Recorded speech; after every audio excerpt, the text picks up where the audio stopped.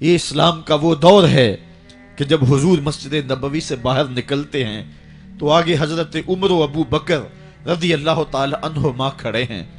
چہرے کے اوپر عجیب اداسی ہے. کہا عمر ابو بکر اس وقت کیوں کھڑے ہو؟ عرض کی حضور بھوک نے گھر میں ٹکنے نہیں دیا. ہم نے چاہا حضور کا چہرہ دیکھ لیں تو کچھ پیاس بجھ جائے، کچھ بھوک مٹ جائے. حضور نے فرمایا میرا حال بھی یہی ہے. جس چیز نے تجھے گھروں سے نکالا ہے وہی چیز مجھے گھر سے نکال لائی ہے. تو حضور نے جب دیکھا کہ کھانا ہے تو حضور نے ایک روٹی لی اور چند بوٹیاں اٹھائیں اور ایک خادم کو بلا کر کے کہا جاؤ ہمارے گھر دے آؤ، میری بیٹی فاطمہ کتنے دنوں سے بھوکی. ہمیں تو وہ کہانی بھی اسلام کی غربت کی یاد آتی ہے کہ جب احد کے اندر 70 شہیدوں کے لاشیں پڑے ہوئے ہیں تو حضرت صفیہ حضور کی پھپھی اپنے بھائی حمزہ کے لیے 2 چادریں لے کر کے کفن کی آتی ہے. تو حضور علیہ السلام نے فرمایا کہ جس قبر میں حمزہ کو دفن کیا جائے اسی قبر میں مصعب بن عمیر کو بھی کفن دیا جائے اور دفن کیا جائے. اور کہا میرے چچا کے لیے اس کی جو بہن میری پھپھو جو 2 چادریں لے آئی ہے، کہا ایک چادر ہم مصعب بن عمیر کو دیں گے. یہ مصعب بن عمیر کون ہے؟ تاریخ پڑھو، کتنی دل آویز تاریخ ہے. مکے میں ایک امیر ترین خاتون ہے جس کے بیٹے کا نام مصعب ہے، اور وہ اپنے بیٹے کو اتنا خوبصورت لباس پہناتی ہے اور اتنے خوبصورت خوشبو اور عطر اس کو لگاتی ہے کہ مصعب بن عمیر جن گلیوں سے گزرتے تھے دیر تک وہ گلیاں مہکتی رہتی تھیں. لوگ کہتے تھے یہاں سے مصعب گزر کے گیا ہوگا اس لیے یہ گلیاں مہک رہی ہیں. اچھا پھر مصعب پہ نظر پڑتی ہے میرے محمد عربی کی تو مصعب بن عمیر حضور کی زلفوں کا اسیر ہو جاتا ہے. ماں کافرہ ہے، جب پتہ چلتا ہے تو اس کا لباس بھی چھین لیتی ہے، سہولتیں اور آسودگیاں بھی واپس لے لیتی ہے. پھر وہ وقت بھی آیا کہ مصعب بن عمیر حبشہ کی جانب ہجرت کر جاتے ہیں. مکے کے حالات کچھ تھوڑے سے خوشگوار نظر آئے تو وہ حبشہ سے واپس مکے جب پلٹے تو ان کے بدن پہ جو چادر تھی وہ جگہ جگہ سے پھٹی ہوئی تھی. میرے آقا کریم علیہ السلام نے دیکھا تو حضور کی آنکھوں میں آنسو ٹپکنے لگے. کہا یہ وہی مصعب ہے جو اتنا خوشپوش نوجوان تھا کہ میں نے پورے مکے میں اس سے خوبصورت لباس پہننے والا کوئی دوسرا شخص نہیں دیکھا، اور آج میرے مصعب کو پہننے کے لیے جو چادر میسر ہے وہ بھی جگہ جگہ سے پھٹی ہوئی ہے. یہ اسلام کی غربت کی کہانی ہے. اور آج احد میں یہی مصعب بن عمیر شہید ہو جاتے ہیں اور ان کے لیے کفن بھی دستیاب نہیں ہے. حضور نے کہا جو میرے چچا کے لیے 2 چادریں لائی ہیں ان میں سے ایک کا کفن مصعب کو دے دو نا، اور دوسری چادر سے کفن میرے چچا کو دے دیا جائے. اچھا حضرت مصعب کے لیے بڑی چادر رکھ دی گئی اور حضرت امیر حمزہ کے لیے جو چادر تھی وہ چھوٹی تھی. اگر سر ڈھانپتے تھے تو پاؤں ننگے ہو جاتے، اگر پاؤں ڈھانپتے تھے تو سر ننگا ہو جاتا. حضور نے فرمایا میرے چچا کا سر ڈھانپ دو اور پاؤں کے اوپر اذخر نامی گھاس ڈال دو. میں یہ اسلام کی غربت کی کہانی تمہیں سنا رہا ہوں. جب میرے رسول کے چچا کے لیے پورے کفن کا ٹکڑا بھی دستیاب نہیں تھا، اسلام اس وقت بھی عزت پا گیا تھا. اسلام اس وقت بھی ذلیل نہیں تھا. اسلام اس وقت بھی سربلند تھا، اور اسلام اس وقت بھی عزتوں کی مسند پہ تھا. یہ اسلام کا وہ دور ہے کہ جب حضور مسجد نبوی سے باہر نکلتے ہیں تو آگے حضرت عمر و ابو بکر رضی اللہ تعالی عنہما کھڑے ہیں. چہرے کے اوپر عجیب اداسی ہے. کہا عمر ابو بکر اس وقت کیوں کھڑے ہو؟ عرض کی حضور بھوک نے گھر میں ٹکنے نہیں دیا. ہم نے چاہا حضور کا چہرہ دیکھ لیں تو کچھ پیاس بجھ جائے، کچھ بھوک مٹ جائے. حضور نے فرمایا میرا حال بھی یہی ہے. جس چیز نے تجھے گھروں سے نکالا ہے وہی چیز مجھے گھر سے نکال لائی ہے. چلتے ہوئے حضرت ابو ایوب انصاری کے گھر کے قریب سے گزرے.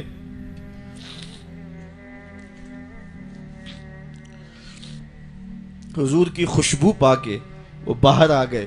عرض کی بندہ نواز آج میرے مہمان نہیں بنتے؟ حضور نے کہا تمہاری مرضی. گھر لے گئے، چٹائی بچھائی، حضور کو بٹھایا. گھر والوں کو بکری کا بچہ ذبح کر کے دیا، کہا جلدی جلدی کھانا تیار کرو، میرے آقا کو بھوک لگی ہوگی۔ یہ کہہ کے واپس آئے، حضور کے پاس بیٹھے، نظر چہرے پہ پڑی تو گھبرا گئے۔ نکاحت کے آثار اتنے واضح تھے کہ سمجھ آ رہی تھی کتنے دنوں سے حضور نے کچھ نہیں کھایا۔ اٹھ کے باغ میں چلے گئے، کھجوروں کا خوشہ توڑا، حضور کے سامنے رکھا، کہا بندہ نواز جب تک کھانا تیار نہیں ہوتا یہ کھجوریں تناول فرمائیں۔ تھوڑی دیر کے بعد کھانا دسترخوان پہ لگ گیا، حضور سے عرض کی گئی حضور آئیں کھانا تناول کر لیں۔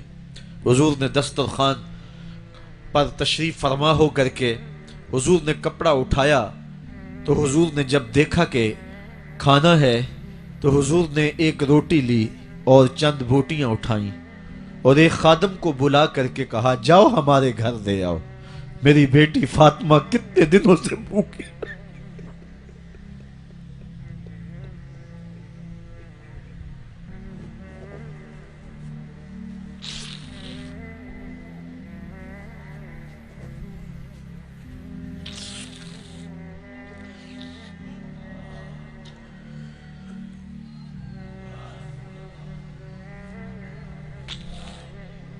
کہا جاؤ ہمارے گھر دے آؤ، میری فاطمہ کتنے دنوں سے بھوکی بیٹھی ہوئی ہے۔ مال کے کونین ہیں گو پاس کچھ رکھتے نہیں، دو جہاں کی نعمتیں ہیں ان کے خالی ہاتھ میں۔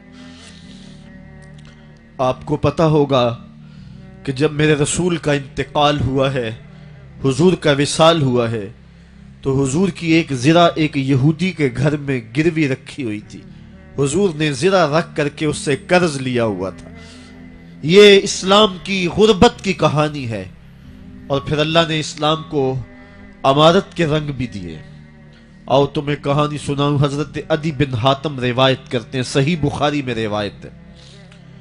یہ حاتم تائی کے بیٹے ہیں، کہتے ہیں میں حضور کی خدمت میں حاضر ہوا، ایک شخص آیا کہنے لگا حضور غربت نے میرا برا حال کر دیا ہے، اور اس نے شکایت کی، غربت کی، پسماندگی کی اور اپنی معاشی بدحالی کی۔ پھر ایک شخص آیا کہنے لگا حضور میرے پاس دولت تو ہے لیکن میں نے جس منزل پہ جانا ہے راستہ پر خطر ہے، تو میرے لیے کیا حکم ہے کہ میں کیسے راستہ طے کروں؟ تو یہ دو لوگوں نے یہ باتیں کی تو حضرت عدی کہتے ہیں کہ حضور نے روئے سخن میری جانب موڑا اور میری جانب مخاطب ہو کے کہا عدی تو نے ہیرا دیکھا ہے؟ عدی کہتے ہیں میں نے عرض کی حضور دیکھا نہیں، سنا ہے، ہیرا یہ شہر ہے عراق کا۔ تو حضور نے فرمایا عدی تو نے ہیرا دیکھا ہے؟ میں نے کہا نہیں حضور دیکھا نہیں، اس کا تذکرہ سنا ہے۔ فرمایا عدی اگر اللہ تجھے زندگی کی مہلت دے تو ہیرا سے ایک خاتون چلے گی، تو اپنی آنکھوں سے دیکھے گا اور مکے تک پہنچے گی اور اللہ کے گھر کعبہ کا طواف کرے گی، اور اس کو ہیرا سے لے کر کے مکے تک اللہ کے علاوہ کسی کا ڈر نہیں ہوگا۔ کہتے ہیں کہ میں نے دل میں کہا کہ پھر بنو طے کے ڈاکو مر گئے ہوں گے جنہوں نے عرب کے اوپر روب ڈال رکھا ہے، تو وہ تو پھر ختم ہو گئے ہوں گے۔ کہتے ہیں میں ابھی سوچ ہی رہا تھا کہ حضور نے مزید میری حیرت میں اضافہ کرتے ہوئے کہا عدی اگر تجھے اللہ نے زندگی کی مہلت دی تو تو دیکھے گا کہ کسرا کے خزانے تیری جھولی میں ہوں گے۔ تو اس دور کی سپر طاقت تھی۔ میں نے کہا حضور کسرا بن ہرمز؟ حضور نے فرمایا ہاں کسرا بن ہرمز۔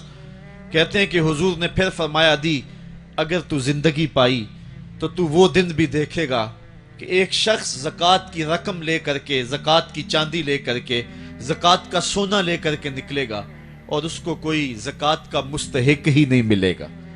حضرت عدی بن حاتم کہتے ہیں کہ پھر میں نے وہ منظر اپنی آنکھوں سے دیکھا کہ ہیرا سے خاتون چلی اور مکے تک پہنچی، اور امن ایسا تھا کہ اس کو اللہ کے علاوہ کسی کا ڈر نہیں تھا۔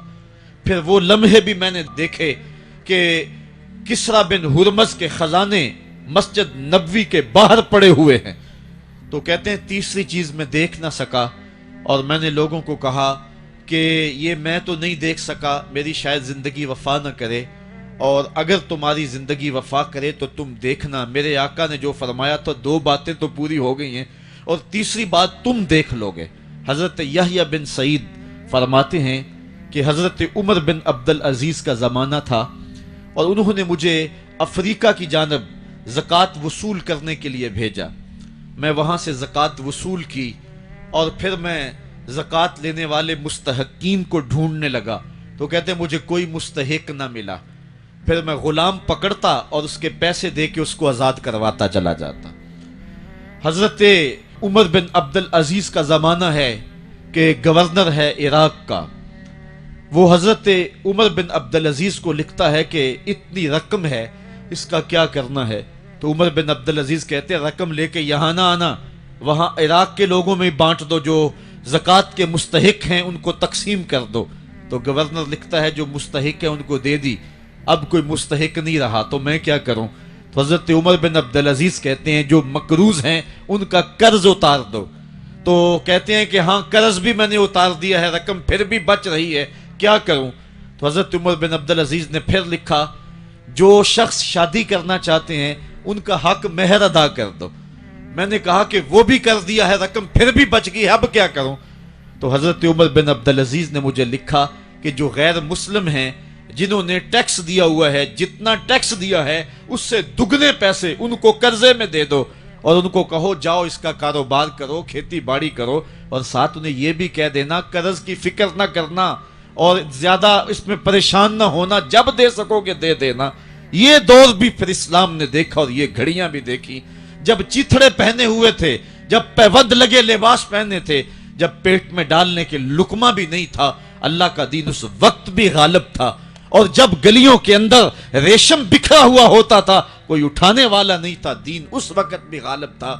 دین کا غالب ہونا یا نہ ہونا اس کا تعلق جو ہے وہ مال و دولت سے نہیں ہے۔ اقبال کہتا ہے کہ زوال بندہ مومن کا بے زری سے نہیں، مومن کا زوال بے زری سے نہیں ہے بلکہ اس کا سبب کوئی اور ہے۔ وہ سبب ڈھونڈنا ہے کہ ہم دنیا میں رسوا ہو کے کیوں رہ گئے، ہم زمانے کے سامنے تماشا کیوں بن کے رہ گئے، آج نبی کی امت پوری کائنات میں رسوا ہو کے کیوں رہ گئی، آج ہمارا تماشا دیکھا جا رہا ہے، آج بھوکے کتوں کو ہماری بیٹی اور بہنوں کے اوپر چھوڑا جا رہا ہے اور اس کا تماشا دیکھا جا رہا ہے۔ کیا ہم نے یہ دن بھی دیکھنے تھے؟ ہم نے سراغ لگانا ہے۔ دولت کی قلت اور کثرت یہ ثانوی چیزیں ہیں۔